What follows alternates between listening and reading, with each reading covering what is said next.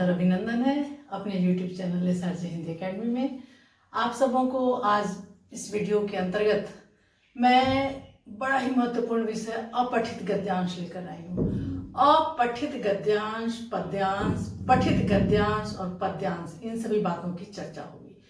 तो चूंकि इसे प्रश्न पत्र का इंजन भी कहा गया है, मैंने इसे किसी वर्कशॉप में बताया था कि अपठित गद्यांश या पद्यांश या प्रश्न पत्र का इंजन है। जिस प्रकार एक इंजन बहुत सारे डब्बों को लेकर चलती है, ठीक इसी प्रकार यह क्वेश्चन पेपर का एक इंजन है। क्योंकि अगर अपठित गद्यांश आप अच्छी तरह से कर लेते हैं तो निश्चित तौर पर आप परीक्षा में अच्छे सवाल, अच्छे उत्तर देकर के अच्छे अंक ला सकते हैं। तो मेरा कहना यह है, बिल्कुल ही सही लगता है कि यह एक इंजन है। चूंकि प्रश्न पत्र में यह पहला सवाल होता है, अपठित गद्यांश, अपठित पद्यांश, इसीलिए यह इंजन है। बाकी सारे सवालों को यह अपने साथ लेकर चलता है। तो सबसे महत्वपूर्ण बात है कि अगर किसी छात्र का अपठित गद्यांश का सारा 8 नंबर या 10 नंबर के सवाल एक गद्यांश में है और वो पूरा का पूरा सही हो गया, पद्यांश का सारा सही हो गया, तो 50% से अधिक मार्क्स तो आप यही ले आते हैं जो कि उसी गद्यांश में निहित होते हैं, उसके उत्तर। इसके लिए आपको कहीं भटकना नहीं है, इसीलिए इसको प्रश्न पत्र का इंजन भी कहा गया है। और यह नाम मैंने ही दिया था, आपको जानकर हर्ष होगा यह इस बात से कि यह इंजन रूपी प्रश्न पत्र में इसकी क्या भूमिका है, ये हम लोग आज इसी बात पर चर्चा करेंगे। तो शुरू से अंत तक बने रहिए। कुछ इसके लिए महत्वपूर्ण बात है, टिप्स ट्रिक्स तो नहीं है यह, लेकिन टिप तो जरूर दूंगी मैं, क्योंकि आप परीक्षा में एक भी सवाल इससे गलत ना करें। ठीक है, तो शुरू से अंत तक अवश्य बनिएगा, क्योंकि सारी बातें इसमें निहित है और कैसे हम इसको आदर्श स्वरूप, इसके उत्तरों को कैसे हम देंगे कि हमें अच्छे अंक प्राप्त होंगे। ठीक है, तो मैं विषय पर आती हूं। अपठित गद्यांश, अनसीन पैसेज। अनसीन पैसेज, जिस गद्यांश को आपने पढ़ा नहीं होगा, ये गद्यांश आपके सिलेबस में नहीं होते हैं, ये कहीं और से लिए जाते हैं। ये चाहे लेख हो, निबंध हो, समाचार पत्र का कोई अंश हो, वहीं से ये लिए जाते हैं। और वो गद्यांश देकर के बच्चे की तार्किकता के, बच्चे की बुद्धि का विकास कैसा है, उसके बारे में यह जानकारी प्राप्त की जाती है। आजकल तो परीक्षा में जो सवाल आते हैं, मैथ्स का हो, साइंस का हो, ईवीएस का हो, जो भी सवाल देखिएगा वहां गद्यांश आधारित सवाल आते हैं। एक गद्यांश दे दी जाती है, एक कहानी दे दी जाती है, उससे रिलेटेड यहां तक कि मैथ्स में भी ये सवाल आते हैं। तो यह गद्यांश बड़ा ही इंपॉर्टेंट है, इसीलिए मैंने इसको इंजन कहा है, प्रश्न पत्र का इंजन। तो अपठित गद्यांश क्या है? अ मतलब बिना पढ़ा हुआ, अ मतलब बिना और पठित मतलब पढ़ा हुआ। वैसे गद्यांश जिसको आपने कभी नहीं पढ़ा हो। अ मतलब बिना, अपठित मतलब पढ़ा हुआ। तो वैसा गद्यांश जिसको आपने कभी पढ़ा न हो, वो गद्यांश इसमें आते हैं। पद्यांश, वैसे पद्यांश, अपठित पद्यांश, वैसे पद्यांश जिसको आपने कभी पढ़ा नहीं हो। जो भी छात्र 4 to 3 से ही स्टार्ट हो जाता है, 3 to 10 की परीक्षा दे रहे होंगे, वहां भी देखेंगे कि आपके सिलेबस में ये गद्यांश नहीं होता है, अपठित है। पहले अपठित की चर्चा होती है, फिर कर लेती हूँ, उसके बाद मैं पठित के बारे में आऊंगी।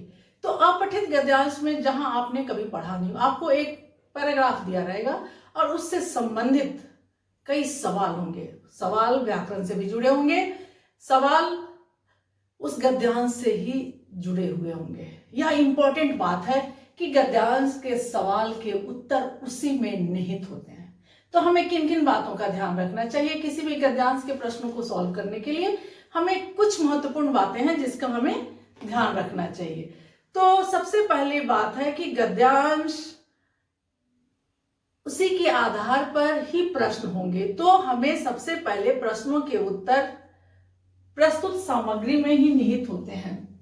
अब मैं आती हूं अपठित गद्यांश के लिए कौन कौन सी बातें महत्वपूर्ण है। तो महत्वपूर्ण बातें जो उत्तर लिखने के पूर्व हमें इसकी जानकारी होनी चाहिए। पहला, यहाँ मैंने एक छोटा सा गद्यांश दिया है, इसके लिए प्रश्न है, इसकी चर्चा मैं इसको बताने के बाद करूंगी।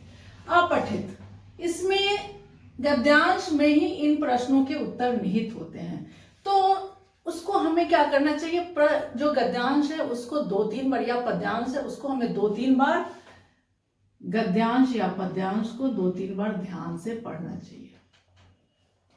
इसके कुछ टिप्स है जो मैं बाद में बताऊंगी।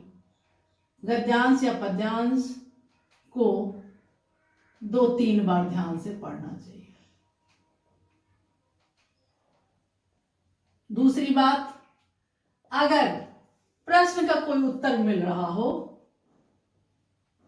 प्रश्न का उत्तर मिल रहा हो तो उसे रेखांकित कर लेना चाहिए,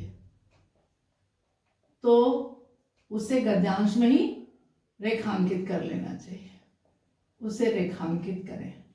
तीसरी बात, अगर किसी भी प्रश्न का उत्तर देना है तो आप अपनी भाषा में उत्तर दें। ये नहीं कि आप गद्यांश के ही वाक्यों को वहां हूबहू उतार दें।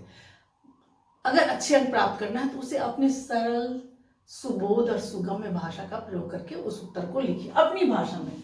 अपनी भाषा में उत्तर, वाक्य में ही उत्तर देना चाहिए। देखिए सीबीएसई कहता है कि आजकल बच्चे लिखना छोड़ दिए हैं, तो उसी का उत्तर, गद्यांश के उत्तर हमेशा वाक्य में देना चाहिए, ना कि विकल्प में, शब्दों में नहीं देना चाहिए। अपनी भाषा में उत्तर सरल, सुबोध तरीके से देना चाहिए।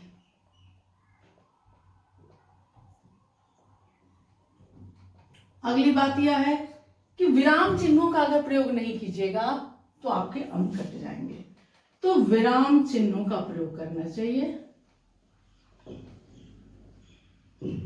प्रश्न संख्या और विकल्प संख्या और ये प्रश्नों की संख्या लिखना तो अनिवार्य है ही, विराम चिन्हों का प्रयोग हो, उचित प्रयोग होना चाहिए हर समय।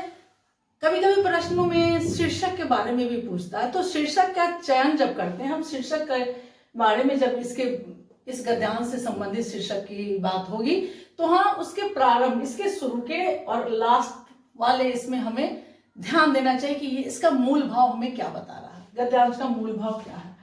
शीर्षक मूल भाव पर आधारित होनी चाहिए, मूल भाव पर,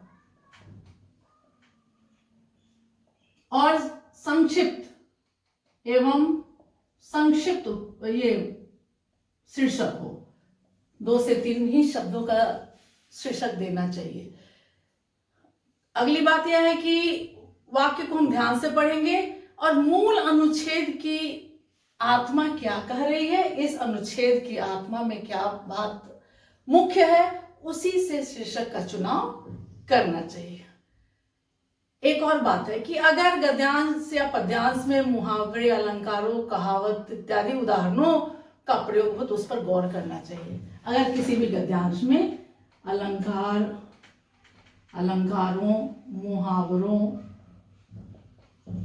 कहावतों का प्रयोग हो सकता है कि इन कहावतों से कोई सवाल पूछ रहा हो, तो उसके गुण को, उसके अर्थ को समझना चाहिए।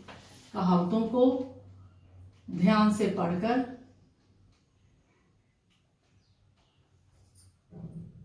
रिलेट करना चाहिए, इससे संबंध बैठाना चाहिए, गद्यांश से संबंध बैठाना चाहिए।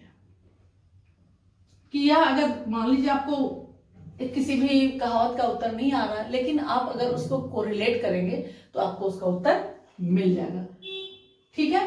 तो इसमें ये बातें जो है यह महत्वपूर्ण है कि गद्यांश पद्यांश को 2-3 बार ध्यान से पढ़ना चाहिए। प्रश्न का उत्तर मिल रहा हो तो उसे यहाँ पर अगर मिल रहा है तो उसको रेखांकित कर लेना चाहिए। अपनी भाषा में उत्तर सरल, सुबोध तरीके से देना चाहिए।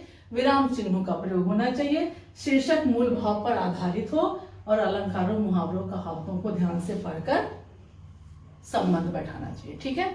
अब मैं आती हूँ, यहाँ मैंने एक दिया है आपको गद्यांश। दिए गए गद्यांश को पढ़कर संबंधित प्रश्नों के उत्तर दीजिए। एक छोटा सा गद्यांश मैंने दिया है कि आप उसको समझ जाइए। पढ़ती हूँ मैं गद्यांश, मैंने कहा 2-3 बार पढ़ने के लिए। मित्रता के विषय में सोच विचार करना अपेक्षित है, क्योंकि सच्ची और आदर्श मैत्री 1-2 से की जा सकती है। यह भी ध्यान रखना चाहिए कि किसी को भी अपने प्रेम और विश्वास में लेने से पहले खूब जांच परख लेना चाहिए, फिर धीरे धीरे मित्रता को प्रगाढ़ करना चाहिए। मित्रता की शक्ति दोनों मित्रों को बल प्रदान करती है, इसका जीवन पर्यंत निर्वाह में है। मित्र की बातों का इज्जत करना चाहिए, तभी किसी कवि ने कहा है, विपद कसौटी जे कसे ते ही साचे मित्र। अब इससे संबंधित प्रश्न है कि सच्ची मित्रता कितने लोगों के साथ हो सकती है। अब फिर इस प्रश्न को हमें अगर देखना है तो मैं फिर से इसको पढ़ती हूँ कि सच्ची और आदर्श मैत्री एक दो से ही की जा सकती है। मैंने कहा रेखांकित कर लीजिए अगर प्रश्नों का उत्तर मिल रहा हो तो यहाँ मैं नंबर 1 का क दे देती हूँ। दूसरा, मित्र बनाने से पहले क्या करना चाहिए। अब फिर समझ में नहीं आ रहा तो फिर से मैं गद्यांश पर आ रही हूँ कि मित्र बनाने से पहले खूब जांच परख लेना चाहिए, तो यहाँ इसका उत्तर मिल गया ख। तीसरा, मित्रता की शक्ति कैसी होती है। मित्रता की तो ये अगर मान लीजिए नहीं मिल रहा है तो फिर से हम गद्यांश पर जाएंगे कि मित्रता की बल प्रदान करती है, मित्रता को बल प्रदान करती है, यहाँ क मिल गया। चौथा सवाल है तो ए क ख ग तीनों का उत्तर मिल गया। गद्यांश का उचित शीर्षक लिखिए। अब इस गद्यांश में मूल भाव क्या है, एक मित्रता की बात कर रही है तो सच्ची मित्रता होगी, अनोखी मित्रता होगी, इस तरह से आप कुछ भी दे सकते हैं। तो यहाँ पर हम अगर इसका उत्तर लिखते हैं, गद्यांश का उचित शीर्षक लिखें तो सच्ची मित्रता, यहाँ उत्तर दे सकती हूं मैं। मित्र शब्द के 2 पर्याय लिखिए। मित्र शब्द के बहुत सारे पर्याय हैं, 2 ही लिखना आपको।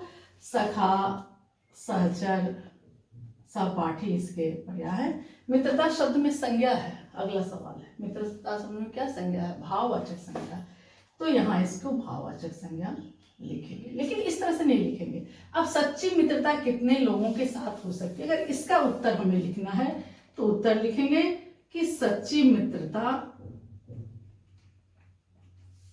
1-2 से ही। जो भी उत्तर है गद्यांश में, अपने दिमाग की बात को उसमें नहीं लिखेंगे, जो भी बात है गद्यांश में दिखे वही बात को हम जिक्र करेंगे, अपने ज्ञान का वहां पर विस्तार नहीं देंगे, यह इंपॉर्टेंट है। तो सच्ची मित्रता 1-2 से ही की जा सकती है। मित्र बनाने से पहले क्या करना चाहिए, तो मित्र बनाने से पहले यहां मैंने ख उत्तर दिया है, उसकी खूब जांच परख कर लेनी चाहिए। क है या ख। मित्र बनाने से पहले उसकी जांच परख कर लेनी चाहिए।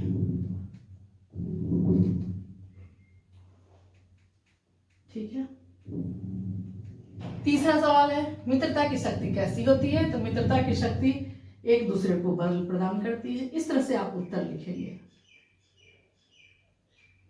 ठीक है, पूरे वाक्य में उत्तर देंगे। जिन प्रश्नों को वाक्य में दिया गया उसके उत्तर हमेशा क्या लिखेंगे, वाक्य में, अपनी भाषा में, ये उत्तर होगा। ठीक है।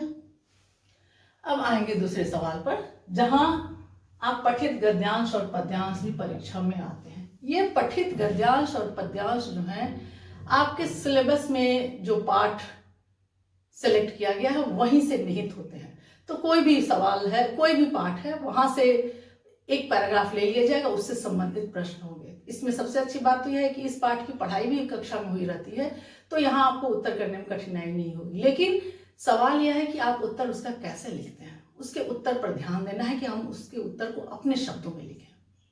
व्याकरण से संबंधित सवाल होंगे, वो तो आपके ज्ञान के ऊपर निर्भर है, उसको डालना है। तो ये है पठित गद्यांश और पद्यांश। इसी तरह से काव्यांश भी आते हैं, इसमें कविता के अंश रहेंगे और उसको